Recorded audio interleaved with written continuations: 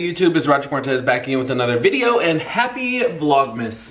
So, just a little background to this. I probably won't be recording every single day because it's a lot of work, and your boy is a full-time student, so that's probably not gonna happen for me. But yeah, I haven't really eaten today at all, and I'm feeling a little lightheaded, so I'm gonna make some scrambled eggs, and I have some steak bites in the refrigerator, so we're just gonna do that. But as you can see from the title, I'm gonna be talking about me and my dad's relationship, just because I want to give you the raw, the real, the rod. Raw, the real, the Roderic, okay? And that's what I'm gonna be giving you guys. So 1 second while I get these eggs together, and yeah. Okay, so this is what I call a struggle meal. You got the steak bites right here.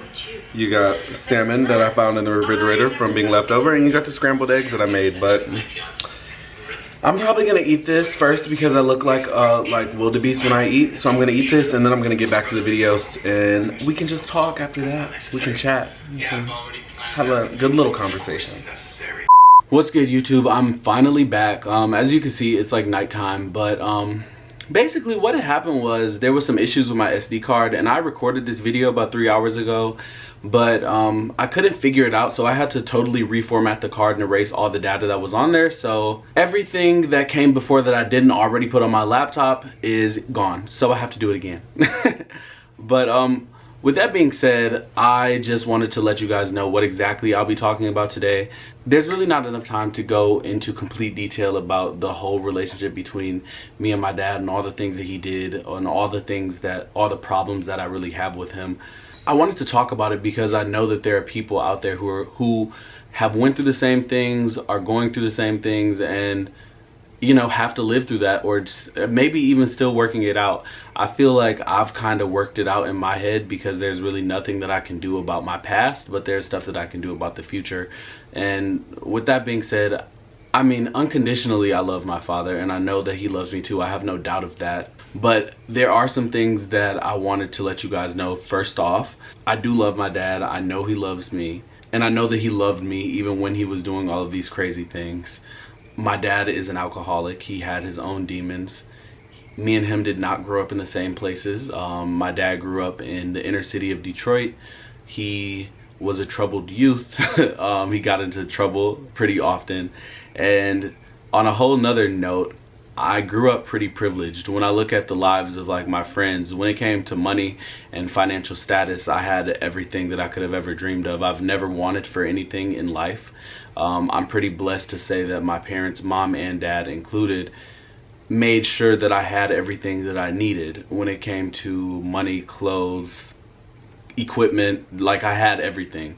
That was never the problem when it came to my relationship with my father. The issue that I have with my dad is that in my head, he was never really a dad. He wasn't an example to look up to. He actually is the example that I never want to be like. Quite frankly, I remember telling my dad this when I was about 18 years old.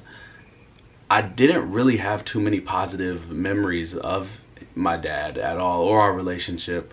And I'll get into why. But yeah, so that's just a little background. But basically my dad was in and out of prison. I'm not really going to get into that because it's really not my channel's business. But my dad was in and out of prison. So the first issue that I really had with my dad was that throughout from as early as I can remember, my dad made me feel as if I wasn't good enough. And I know a lot of people go through that with parents, just, you know, pushing them to be better, wanting them to be something that they're not. But my dad made me feel like I wasn't good enough, or like I wasn't even the son that he wanted to have.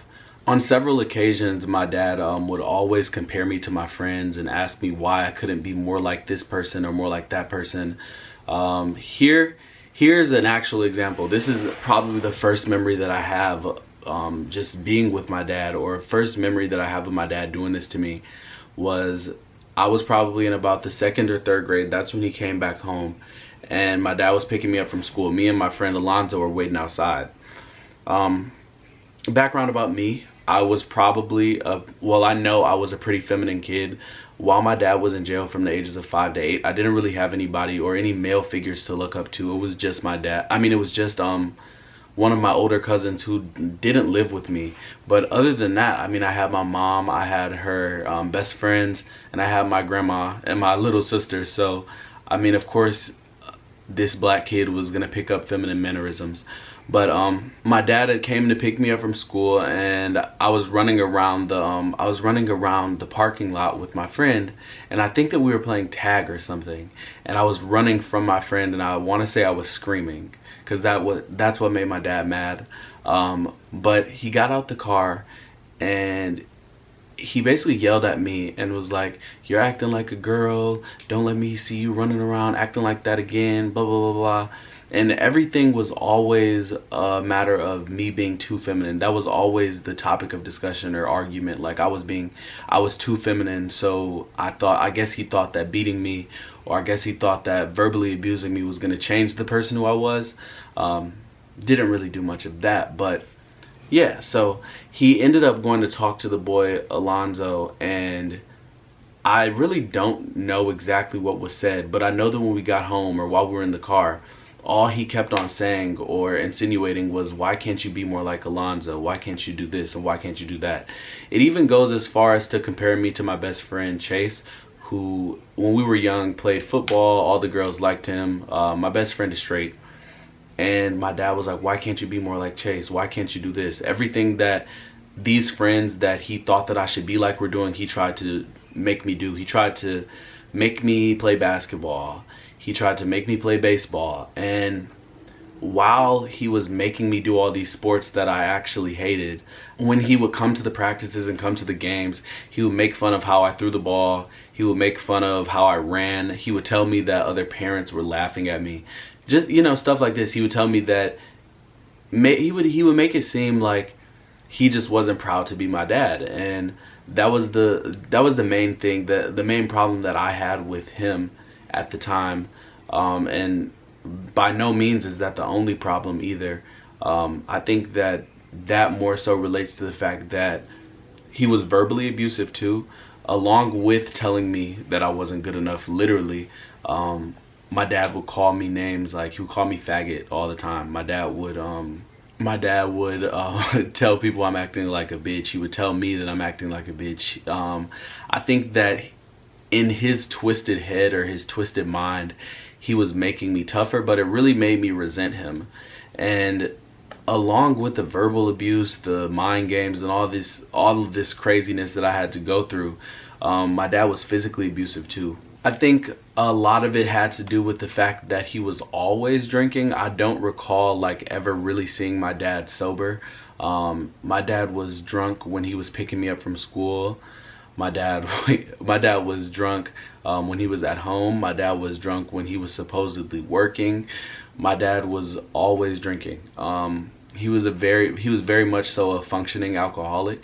He could do everything that he wanted to do when he was drunk. And I'm not gonna make excuses for my dad. I'm not gonna say that the alcohol is a reason or the reason why he did this to me, but my dad was pretty physically abusive too. From the times that I can remember, I was always getting beat on. And I don't really think that what my dad did was considered a whooping. My mom would whoop me like any black parent would, or parents who, you know, whoop their kids with belts, you know, go get my belt, like that kind of stuff. My dad never did that. When my dad beat me, it was more so like I'm getting punched in the face, slapped with a ring on his finger, or punched in the chest, thrown up against the wall. I've even been dragged down the stairs. And a lot of you may be asking like, well, did your mom know about this? For the most part, my mom didn't know about any of it. My mom didn't really find out until it got like really bad. So we're fast forwarding probably about through, let's say, 4 or 5 years to the point when I was in the 8th grade, because that's when it got really bad. But every time my mom was out of town, my dad would be drunk, and something was bound to happen. Like when my mom was in Vegas, I think that I was walking and swinging my hand, and my dad was like, well, I've been telling you for weeks to stop swinging your hand, you look like a faggot, blah blah blah. So around the age of like 12, 13, 14, like I'd become so numb to the fact that I was gonna get my ass beat that it didn't really matter to me. So I just started dismissing myself from the situation. When my dad would say things like that to me, I would literally just walk away, because at the end of the day, I knew that I was gonna get my ass beat. I knew something was gonna happen. So it was either deal with it right there or just walk away, and it's gonna happen. So I was walking away, and I went up the stairs, and my dad's following behind me. So at this point, I know that something's about to happen. He grabs my leg and he pulls me down the stairs. My dad will tell you today, if you ask him about it, that it never happened. That's what he says about everything.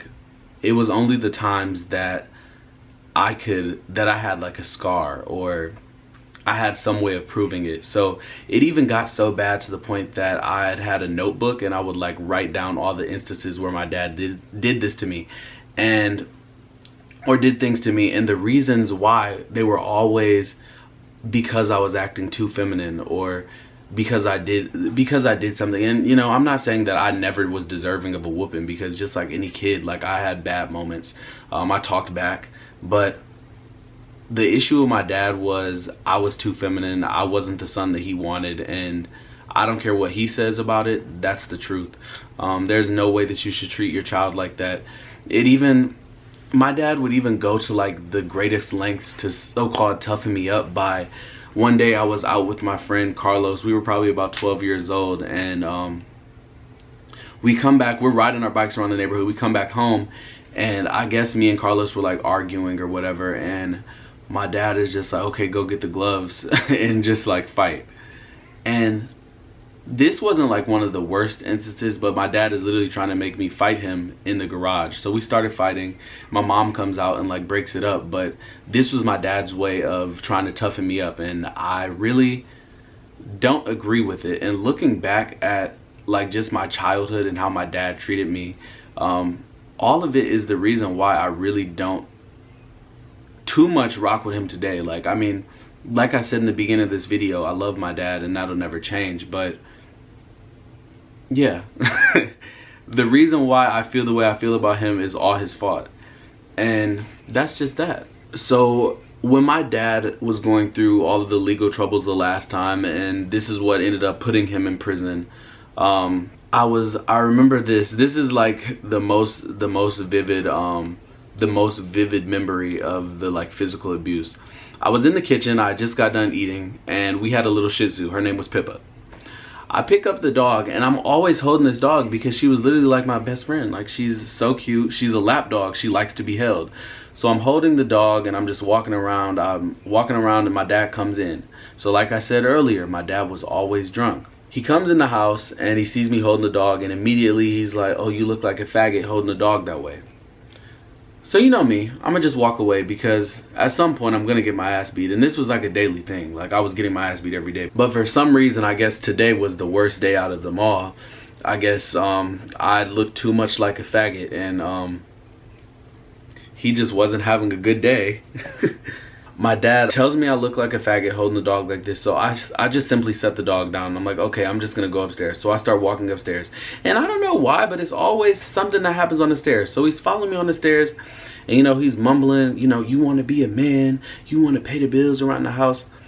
And I get in the room, and my dad, he's literally talking to me. By this point, we're like standing eye to eye, because I was pretty tall. My dad's 5'8", my mom's 5'6", and my dad's just like, you want to be a man? I'm like, no I don't, just please. I think I recall saying, leave me alone. And when I said leave me alone, my dad hit me in the face. Like, he punched me in both of my eyes. So I had 2 black eyes. At this point, we had started fighting, and my mom comes in the room, and I think this was the first time that my mom actually saw it happening, like firsthand. And she broke all of it up, and I think that was like the first time that I actually had like tangible evidence that I could like show somebody, okay, like my dad really did this to me. And I think that was like the point that like scarred me for good, because when my dad eventually did like go to prison, I didn't talk to him for the first 1.5 years. And some of you may be asking, well, why did you even give him a chance after that? And I mean, because, you know, I love my dad. But to say the least, when that happened, I was actually pretty relieved because he didn't really have much time to go after that. After that situation, he probably left. I think it was in July, and my dad left to go to prison, or he was taken to go to prison in August. And I want to say that I was pretty relieved. Unfortunately, I feel like it sounds like really bad on the camera, but I was definitely pretty relieved. I didn't really have to go through any of that like physical trauma anymore. And I guess the point of this video really is just to let you guys know that the people who you guys see online are not perfect. We all go through our fair share of like trials and tribulations. If I was never to tell you guys this, you wouldn't know anything about like my past or the hardships that I've been through when it comes to like my family or my parents. And you know, I really just wanted to help somebody and really just let them know that they're not alone. I really didn't know how to deal with this. I guess at that point in my life, I was also trying to figure out who I was, and it really didn't help that the lasting impression that I have on that my dad left on me kind of scarred me and didn't really give me like any room to try and figure out who I was either. I think that the reason by no means am I saying like the way my dad treated me like made me become who I am as far as sexuality, but I think that because of the way that my dad treated me, I was way less open to try and figure it out. My dad, in the relationship that I had with him, never really gave me the autonomy to figure that out within myself, because I was too busy thinking about what my dad might do to me if he found out that I like dudes, or how that would make my dad feel, or maybe my dad was right this whole time about how society feels against LGBT people. And quite frankly, I don't really, even to this day, I don't know exactly like where our relationship stands. I know that it's definitely better, but there's still days when I just won't answer my dad's calls because I just simply don't want to talk. And I feel like I have that right. I know it was years ago. My dad has been in jail or in prison now for 8 years. I find it really funny how he's in this literal prison, and now is the time when he wants to have a relationship with me. And I'll always say this. I mean, I know that he has so much time to think and reflect on his actions, but he also was in prison from the time that I was 5 to 8. So, I mean, if anything, I think by that time, being 3 years locked up, you would have some type of feelings, or you would cherish the family that's around you, and you wouldn't try to demean them or belittle them, but you would uplift them. And I never felt that from my dad. I didn't get that father-son relationship. My dad always ridiculed me for being who I was. I didn't have that with my mom. My mom was the complete opposite. My mom has always embraced me for who I was. My mom, she was the one who was at home helping me with the homework. And I know it's pretty cliche, but besides financially, I grew up in a single parent household with daddy issue traumas. And a lot of people would never like get that from me, but I'm definitely the like poster child for like black stereotypes and statistics. I'm just currently trying to defy them, and I guess I'm doing a good job of it. I don't really know where I was going with all of this, but it definitely feels good to get it out. I never really have been able to talk about this publicly and open with anybody except for my mom. But like I said before, I definitely wanted to just share the fact that if you are going through something like this or have went through something like this, you're not alone. And I know that there's power in sharing your stories or just talking about the stuff that you've been through. So I definitely think that if you are somebody who is currently experiencing this, well, definitely you need to contact somebody for help. And if you ever needed to talk to somebody about it, I'm here. And one thing I've always said about my channel is I want to be a resource for everybody. And I am so sorry that this video was so dark. But I think it's just been weighing on my heart that I wanted to, you know, just talk about my life, because everybody sees me as this bubbly, smiley person all the time. And yes, that is me, but that's the only version of myself that I allow my social media to see. So I wanted you guys to get the real, the raw, the Roderic, which I feel like you guys are slowly starting to get to know me. But this is definitely a part of me, and I have no shame in talking about it. So I just felt like putting that out there, if that makes sense. And it feels good. Like, I feel slightly like a weight has been lifted off my shoulder. So happy Vlogmas. New video tomorrow or whenever. I'm just gonna try and do as many videos as possible until Christmas.